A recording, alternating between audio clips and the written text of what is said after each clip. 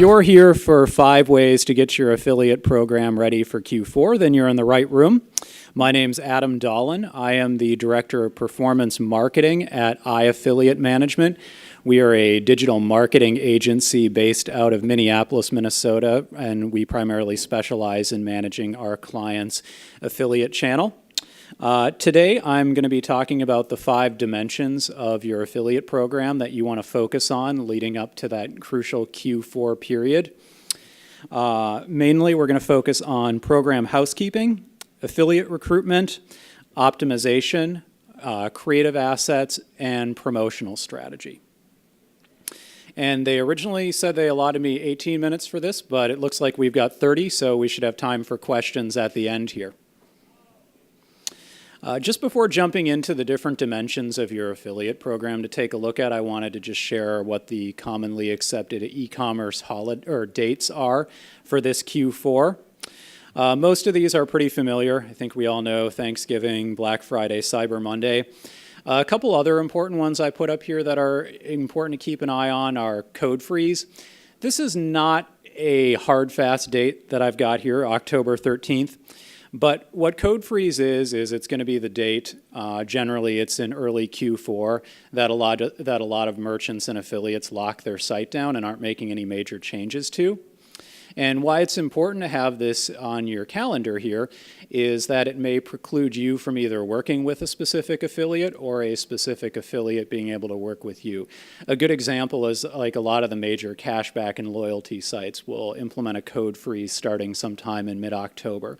That means, let's say you're not working with them and you really want to have them in your program for Q4. You've got about 2.5 months from today's date, roughly speaking, to get that integration taken care of. Otherwise, if you wait till October, you may not be able to get them added to your program. Vice versa, if you're a merchant, if you're running an affiliate program, your company may have a similar code freeze. And so if you want to work with an affiliate that requires some type of technical integration, like a retargeting pixel, that may be a no-go. Once you get into mid-October, your developers may not want to place that on your site. So again, you know, it seems like it's July 30th, it's a beautiful summer day outside, but in fact, we've only got a little bit of time before Q4 is here and that you need to take care of these things. A couple other dates I have on here, Green Monday. This is an industry-created day, but it's generally the second Monday in December, and historically, it's often the biggest online sales day. So what you do with that's kind of up to you, but you know, if you're not able to necessarily do something over Cyber Monday or on Black Friday, keep an eye on that.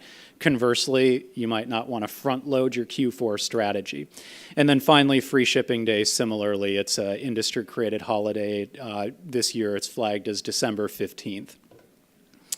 And then the only other things to keep an eye on too are pay attention to the days that the actual day of the week that Christmas and Christmas Eve fall on, just given that's going to influence when people are out of office, when the last date things can ship for. So if you're running a promo and you're starting at December 23rd and the item ships, you may not get a lot of traction with that. So just be cognizant of the days of the week and how they impact things like shipping, office availability. And then the other thing I like to talk about with respect to Q4 planning is doing a little planning before you get to your Q4 execution, right? And so for all the programs we manage, these are the dimensions that we like to look at before we finalize our Q4 strategy. It's not an exhaustive list here, but I think if you go through each of these areas, you should feel pretty good about coming up with a solid Q4 plan. And the things I recommend doing are first, review last year. Now, if you didn't have a program last year, you know, maybe you can at least review how did the company do in Q4 if you don't have an affiliate program to look at for an apples-to-apples comparison. But if you do have an affiliate program and data to look at, take a look at who were my best performing affiliates last year. You know, have they dropped off in the time being, or you know, maybe they're seasonal affiliates and we expected them to drop off. But take a look at things like that. Also, look back and remember, what were the challenges that we faced in Q4 last year? And obviously, this can vary from entity to entity, so there's no way this list could be exhaustive. But, try to remember the bad times. Did we have a tracking outage in Q4? Did we not have creative assets? Did we have the wrong creative assets? Were we unable to pay our affiliates? Things like that. Next, I recommend doing what I call like a little program health checkup, and we'll get more into this in the first way to prepare for your program, which is program housekeeping. There's a little bit of overlap here. But by program health checkup, I would say right now, take a look at your affiliate program and look at things like, what's our revenue concentration by affiliate? Do we have 80, 90% of our affiliate revenue coming from 1, 2, 3 affiliates? Is this something that's healthy? Do we want to change that? Who are our top affiliates by business model? Are we only working with one particular type of affiliate? Is there room to expand into different affiliates? Also look at things like conversion rate. Specifically, I'm not a big fan of program-wide conversion rate. I think that because affiliate is not a monolithic channel, that each individual affiliate is effectively a channel unto themselves. But take a look at your top performing affiliates or your performing affiliates and see what's the conversion rate for each of them. How does that stack up against our other marketing channels? If it's significantly lower, that could be indicative of having some leakage or a tracking issue. Next, competitive analysis. One question you should always be able to answer is, who are my top competitors in the marketplace? You should know this regardless of whether or not they have an affiliate program, because you need to know who you're measuring yourself against. Next, if you know who your competitors are and you are paying attention to what they were to their activities, can you see what was their Q4 strategy, specifically in the affiliate channel? I know it's hard to go back in time to look at these things, but there are certain sites that we all like to visit within the affiliate space. So you might have seen them on certain Black Friday, Cyber Monday sites where you weren't featured or they were running a specific placement. Try to gauge that, because it'll inform what your strategy is going forward. And then finally, set goals. When it comes to revenue goals, I recommend using the SMART goal system, which is your goal should be specific, measurable, achievable, realistic, and time-bound. Time-bound's pretty easy because it's within Q4, but it should be a realistic, achievable, and measurable goal, not just we want to grow in Q4. If you set goals, then it's easier to back your game plan into those goals and figure out how the partners that you want to work with are going to get you to achieve that. And then other goals you could look at setting are, we want to diversify our affiliate mix or things like that. It's going to depend on what's important to your particular program, but those are some things that we commonly look at. So with those things in mind, let's get into the first area that you can prepare for Q4. The first area is what I like to call program housekeeping. And this is what I like to think of as the stress test for your affiliate program, and this is what you should be doing now to make sure that you don't have problems in Q4. Again, this task list is probably not 100% exhaustive, but if you go through each of these things, you should feel pretty good about the overall bones of your affiliate program going into Q4. So the first thing to look at is commission funding. And again, this is going to vary from program to program. Some of you may use a tracking just use a straight up tracking platform and pay things through a third-party provider. Some folks might use a major network. If you're on a network that uses an escrow system like a commission junction or a ShareASale, make sure, do you have the mechanisms in place to account for the increased volume? Are you going to be able to keep that escrow account positive during the busier Q4 season so that your program doesn't go offline and your affiliates get an email that says this program's been deactivated and then they freak out on Black Friday? So if you've seen this be a problem before, now's the time to take steps to either put a backup credit card on file so that you can keep that escrow account balance healthy, to ask for additional budget to cover commission spends, or to increase the amount that you're depositing into the account. It's going to be germane to your program, but the bottom line is your affiliates expect to be paid for this crucial period, and you want to make sure that you have the mechanisms in place to pay them. The next thing is tracking test. Now, I would say if you have an affiliate program and you have no known tracking issues, I would still recommend placing a few test transactions through an affiliate link as if, through a test affiliate link using different conversion flows, just to make sure that everything is working properly. If you have, and if that comes up fine, great, you're in good shape for Q4. If you have known tracking issues, now is the time to be working on them, because in Q4, it's a terrible time for your tracking to be going out. So if it's unreliable, maybe you want to look at a backup tracking method. Next, I recommend doing a top-to-bottom audit of all the links that you have available for your affiliates. So the things you want to look for here are, first, are all the links that you're making available going to the correct pages? Are those pages actually working? So click through it as if you are the end consumer clicking through the affiliate link. When you get to that landing page, is it in the right language? Is it the right product? If you click the buy link, does it actually take you to the cart? Because if those things are broken, you may not know about them until there's a problem. Similarly, let's take a look for outdated ad copy or creative. Like, do you have a lot of banner creative available? Let's say you're a software vendor and, it's all for a version from 2015. You want to make sure that your affiliates are using the right creative when it's available, that they've got the right promo codes with the right expiration dates on them. Similar to that, if you have a product data feed, you want to do a similar audit there. So make sure, are all the products in the product feed your current products, or have you let your garden get kind of untended and you've got hundreds of products in there that are out of date, go to broken landing pages, have broken image URLs, have the wrong price in them.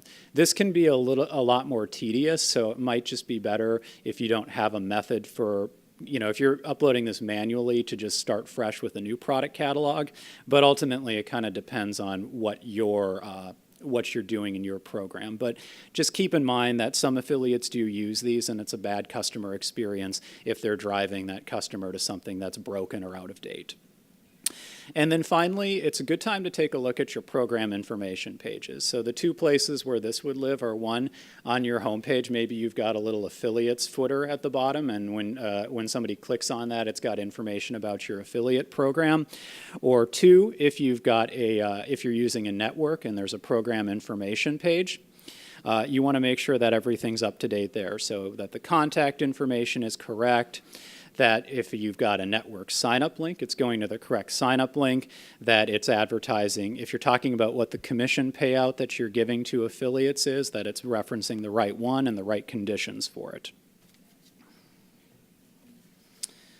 All right.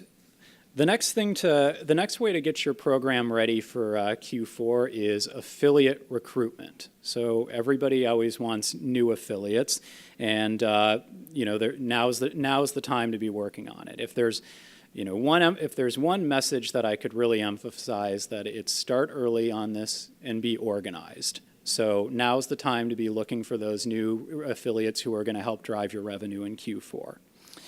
A couple best practices to think about when you're focusing on affiliate recruitment, like we talked about above. Be aware of code freeze. So that's why I'm saying starting this now. Some partners, as much as they'd like to work with you, just may not be able or want to take on the risk of promoting a new offer or a new merchant during a period of time where they earn the bulk of their revenue. Next, as a best practice, just when you put together your hit list for which affiliates that you want to be working with, I think less is more, and use a list, keep the contact information, stay organized, and utilize multiple follow-ups. Think of it as kind of like your sales follow-up. So try to be organized with it.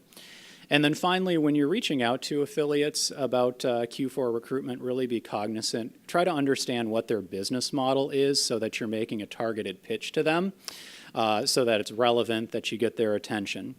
And then as we're looking at specific opportunities, again, every affiliate program is unique. Whether or not these are good fits for your program in Q4 is dependent on what you're doing. But if you're not doing these things already, a couple opportunities that you could pursue are Black Friday, Cyber Monday sites. You know, we've all seen like the theblackfriday.com of the world. If you're an e-commerce retailer and you haven't previously worked with these sites, now's the time to do the investigation to figure out, what do I need to do to get my program or my ad featured on your site? Because, you know, we know that that stuff starts coming around Halloween, so now's the time to start doing that homework. Next, I'd say, you know, if you're not working with any cashback and loyalty sites and you're in the e-commerce space, this is an excellent area to expand into if you've got a relatively limited affiliate program. Other things that you can do are just basic organic search testing. Put yourself in the shoes of the customer. How are they finding your product or the competitor's product? So just going through that pretty tedious manual SERP testing and then finding what are consistently the sites that I'm seeing there. And then are those people affiliates? You know, are they advertising my competitors' offers? And if they are, and you're not working with them, finding the contact information or utilizing whatever resources you have to get that contact information and reaching out to get your program feature there. And then finally, I also have relevant sites within your niche. So again, this is more if there's a specific type of site to your vertical, for instance, like a software coupons site or something like that, tracking down those specific sites and seeing what they're doing over Q4 and partnering with them. The next way to get your program ready for Q4 is affiliate optimization. By affiliate optimization, I mean improving the performance you have with your existing affiliates. So this is, you know, we've talked about I want to find new affiliates, but it's probably easier to grow with your existing affiliates than to necessarily find a new affiliate. So for affiliate optimization in Q4, what are the best practices? Well, first, you know, who are my best performing affiliates in previous Q4? If you don't have previous Q4 data to draw upon, then we can at least look at who are my best affiliates in the program now, who's been increasing. Similarly, let's look at who's dropped off. And again, this doesn't have to be restricted to Q4. You know, if we look at Q4 data, you might do great with the Black Friday, Cyber Monday sites, but predictably they're going to drop off come December, January. But you might have affiliates in your program who were driving consistent revenue. They may not have been in your top 10 or your top 20, but they're those affiliates who've subtly dropped off. I recommend looking for those affiliates and checking out their site and first seeing, is there something, you know, systemic as to why they're not performing anymore? Like, is my merchant page suddenly gone? Is the tracking link that they're using broken? Is the site down? Something like that. If it's not something systemic that you can easily identify, that's when it's good to reach out to the affiliate and just and talk about, hey, what can we do to get back on track for performance? There's a good chance maybe they haven't noticed that either. And again, similar to with affiliate recruitment, I recommend to reach out to your key partners early. Some ways that you can optimize with them, you know, pretty standard e-commerce strategies. So if you can offer a true exclusive discount to one or a few of your best partners, and it's going to actually and it's relevant to them, by all means do that.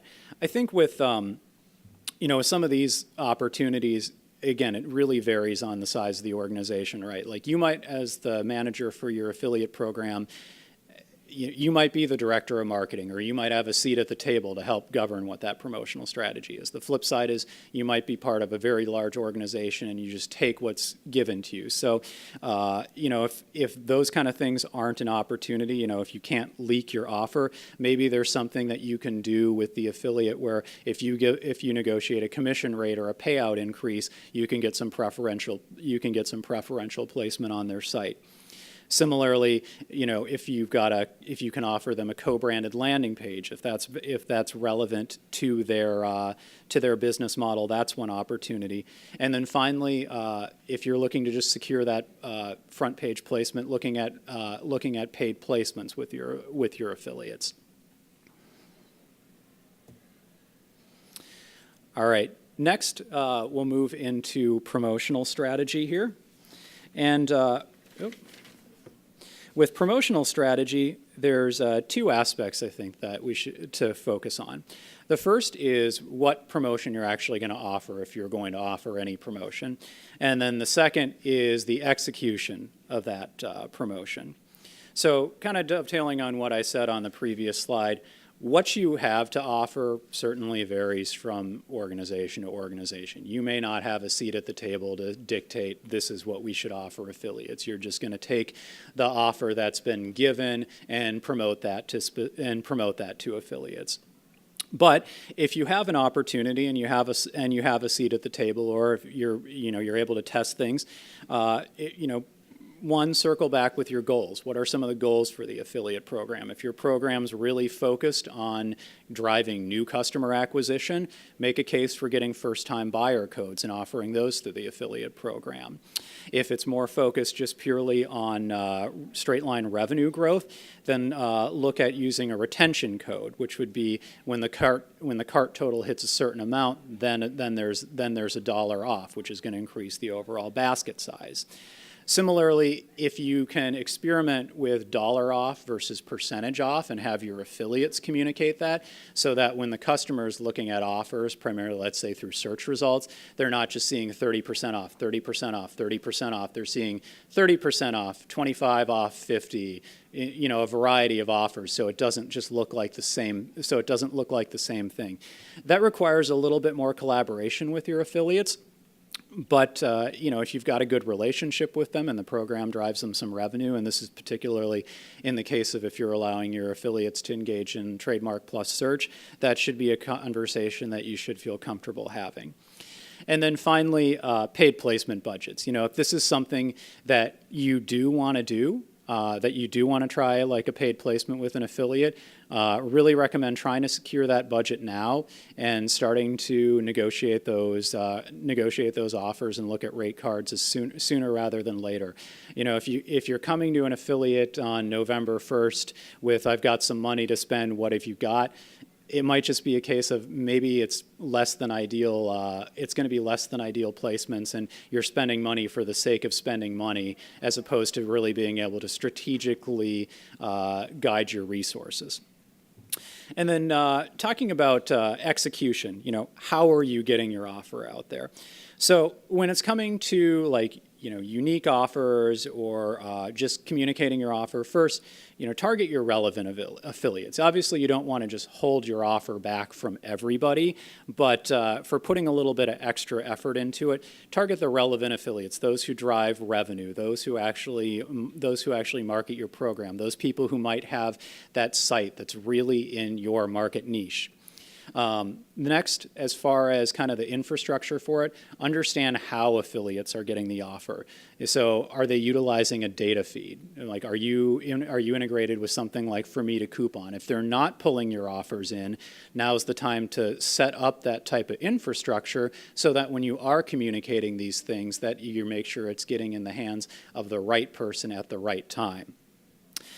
Similarly, for your top affiliates, if you're doing something custom and you've got a good relationship with them, do that type of one-to-one outreach. Give them a little bit of advance notice. Tell them the offer to the extent that you can, so that they don't just have to be purely reactive. If this thing is coming into their inbox at 12:01 on Thanksgiving, it might get put where it needs to be put by an automated data feed, but if you can share this information early with them and it's a really good offer, maybe they'll want to do a little bit more push for this, or give it some special attention. But if they don't know about it and they don't have time to plan, there's not as much that they can do about it.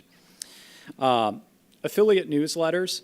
So I still recommend using these. I think that not every affiliate reads them anymore. I think a lot of affiliates primarily get their information through automated data feeds. But that said, it doesn't hurt to cover your bases and to communicate your offers through an affiliate newsletter, whether that's HTML or text, that's up to you. I think there's some schools of thought that the text emails are less intrusive to the affiliate and are less often caught by the spam filter. But the flip side of that is some companies just require their affiliate programs to use an HTML newsletter for branding purposes. So again, this kind of depends on just what your marching orders are as an affiliate manager. But even I would recommend making use of these. At the very worst, what you're sending out there is going to get taken in by the data feed aggregators. And a couple things when you are sending things out via newsletter and making your offers available, first off, don't load it up with marketing speak. The recipient of this is your affiliate, essentially your independent sales force. You're not trying to sell to the affiliate. You're giving them the tools to sell your product. So keep in mind who your audience is. But then also include useful information. So include what the promotional code is, what the expiration date is in the ad copy. Chances are the ad copy might be changed, but you're making it easier for them to digest that information and correctly communicate it. And also you're providing a fallback so it's correctly taken in by the relevant tools that they're using.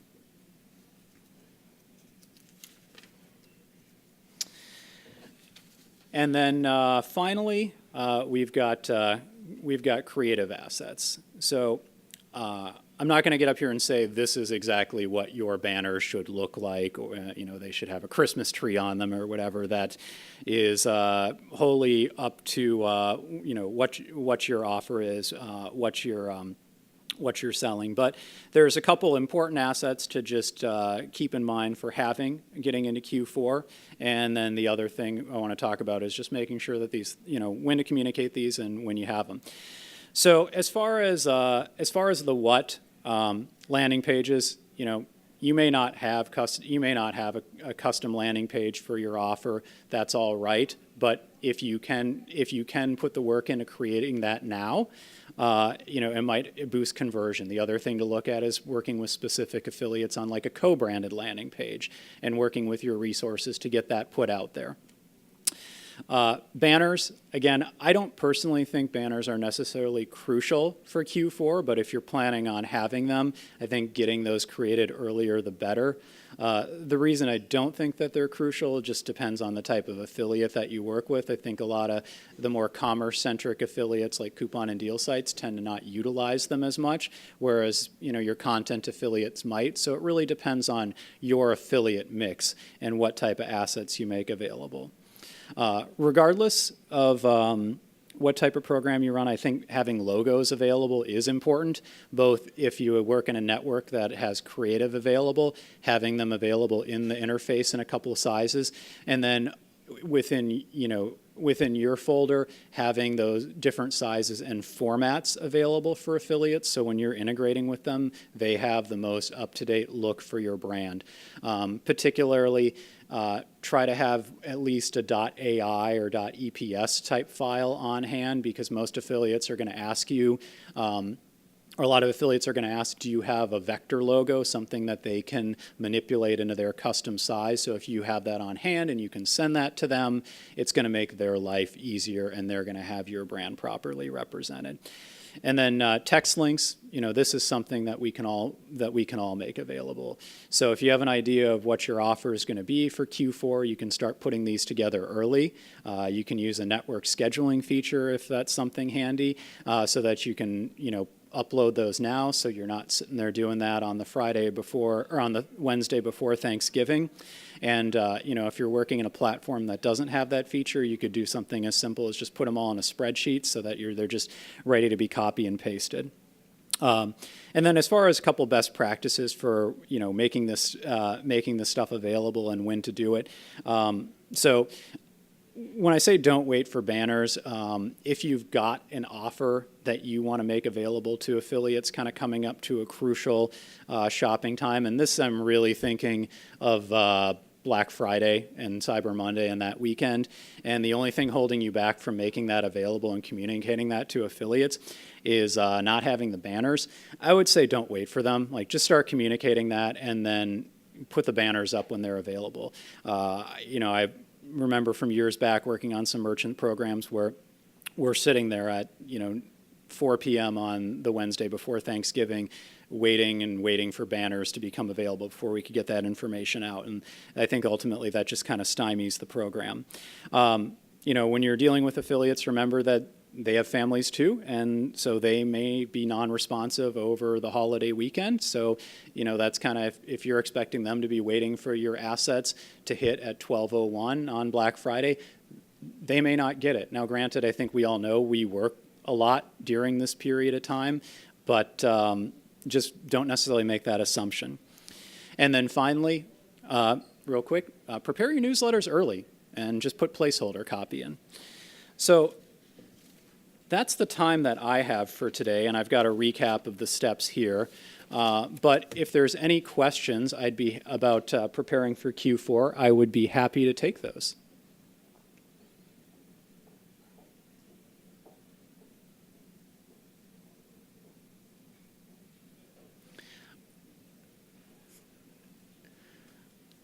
All right. Well, thanks for coming to the session. I believe the slides have been made available by Affiliate Summit. And then if you do have a chance, fill out an evaluation card afterwards. I think according to this. Yep. So if you could fill those out, it would be terrific. And each day, 5 entries will be randomly drawn to receive a Networking Plus pass for Affiliate Summit West 2018 in Las Vegas. So there's a little chance to win a free pass to Affiliate Summit this January.